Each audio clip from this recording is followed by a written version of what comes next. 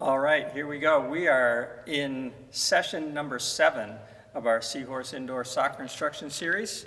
And today we're going to get right to it with some dribbling instruction that Coach Daniel is going to do with you, teaching you a couple different moves on how you can get past a defender in order to get a shot on goal. Here comes Coach Daniel. All right, the time that a futsal game lasts is different from a normal soccer game. In a normal outdoor soccer game, for the professionals, they play 90 minutes with only one break in the middle. For our futsal league, we're going to play 10-minute quarters. So 4 different sections of 10 minutes. For this session, we're going to work on 2 simple dribble moves that are going to help you get past a defender when you're playing in a game. These 2 moves are called the lunge and scissors. So when we're doing a lunge, we're going to be dribbling the ball. We are going to take a step and use the outside of our opposite foot to push the ball. So watch again as I'll go through slow. So we're going to do a lunge. As we're dribbling, we're going to take a step and push the ball with the outside of your opposite foot. So this can be used when you're dribbling towards someone to put them off balance. So as I step to the left, I hope that they move that direction, and then I can push with my opposite foot.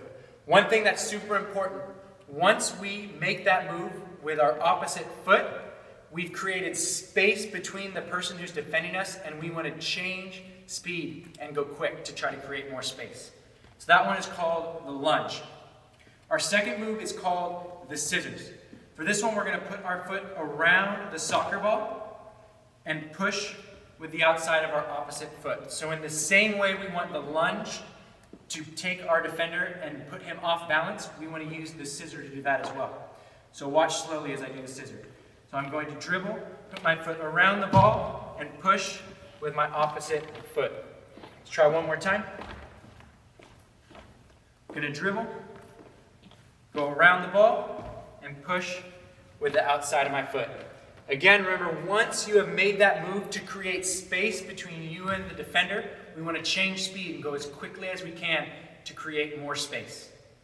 Go ahead, take some time, find some space, and practice these 2 new skills.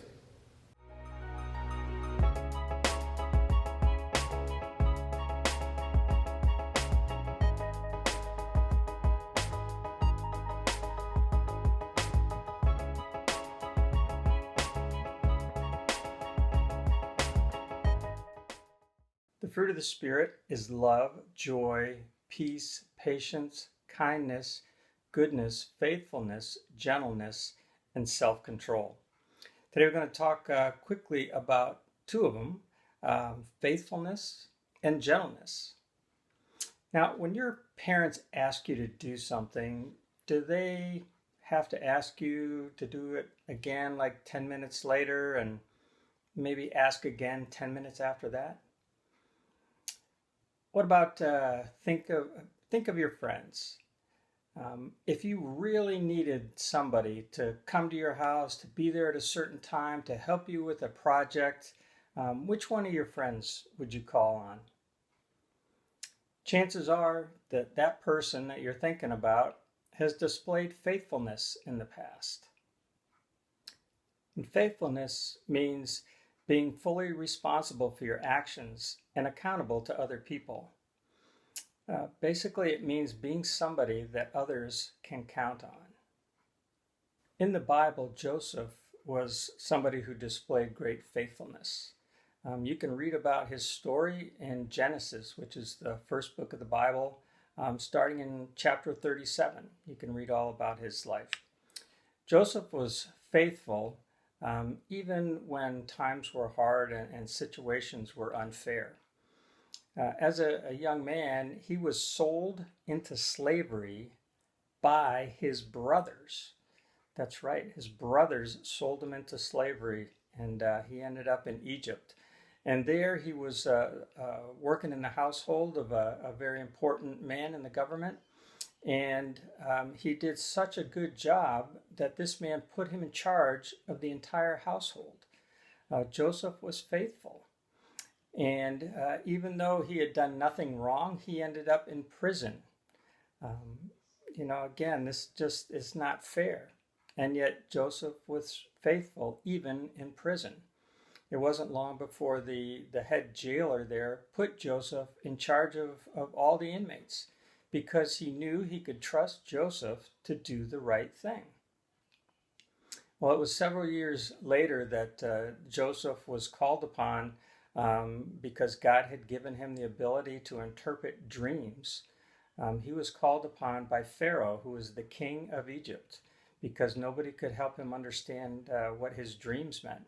And Joseph was able to do that. And because Joseph was able to do that, Pharaoh put him in charge, really the whole country. He was the Pharaoh's second in command. And Joseph rose to a great level of power because of his faithfulness. Because Joseph had been faithful, he was put into a position of great importance. And it was not long after that there was a starvation going across the land because of a famine.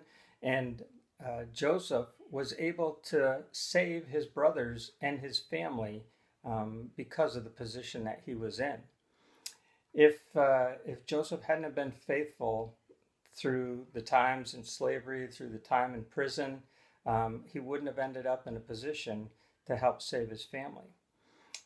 Since there was a famine in the land and in the land of Israel and Egypt, Joseph's family came to Egypt to buy food. And when they did, they came in contact with Joseph, but they didn't recognize him at first because he was dressed like an Egyptian, and it had been many years since they had seen him, and he was speaking the language of the Egyptians, and they didn't know who it was. They just knew that this was somebody who was very powerful. And this is where Joseph was able to display the second trait that we were going to talk about today, which is gentleness. And basically, gentleness means being humble, being thankful, and being able to control our emotions and the use of our power. And so Joseph, when his brothers first came, he got angry. He was angry knowing what they had done to him. But then God touched his heart, and he began to see that even though they had done these things to hurt him, even though he had been unfairly put in prison and subjected to slavery, that God was in control even in the midst of those things, because now Joseph was able to help save his family. And so they reconciled, and Joseph, even though he was powerful and he was able to hurt his brothers if he wanted to, avenge himself, he didn't do that. He chose not to. And that's what gentleness is. It's not using our power in a way that is going to be used in a vengeful way. If I went around to your family, to your friends, to your teachers, and asked them if you were faithful, what do you think their answer would be? How about if I asked them if you displayed gentleness in your relationships with others? Well, as with all of these, the fruit of the Spirit that we've been looking at, we can look to the person of Jesus to give us the best illustration or the best example of somebody with that gift. And Jesus not only displayed the gifts of faithfulness and gentleness, but he can also help us to display those gifts as well. Again, if you want to read Joseph's story, you can read it in Genesis, the book of Genesis, first book of the Bible, chapters 37 through 50. And if you want to read about Jesus and see how he demonstrated the fruit of the Spirit, you can read about him in the Gospel of John. Well, next session is going to be our last one on the fruit of the Spirit, and Coach Daniel is going to talk about self-control. And so you'll want to be back for that one. In the meantime, let's go back over to Coach Daniel and see what he has for you as far as a challenge, a soccer challenge is involved. All right, please send in your scores so that we can put you on a list. Thanks. Today's challenge is another dribbling challenge where I set up a set of cones 1 yard apart, and we're going to do a figure 8 around the cones. See as many times we can go around the cones as possible in 30 seconds. So when we're doing this challenge, we're going to work on the various different types of dribbling that we've worked on over the past 8 weeks. So we can dribble with the inside of our foot, the outside of our foot, maybe use a sole dribble, whatever's going to get you to go as quickly as possible. That's what I want to see. So watch, I will do a few for you. So watch, we're going to go around a cone, through the middle, and around the opposite cone. So because I went through the cones twice, that is worth 2 points. Let us know how many you got.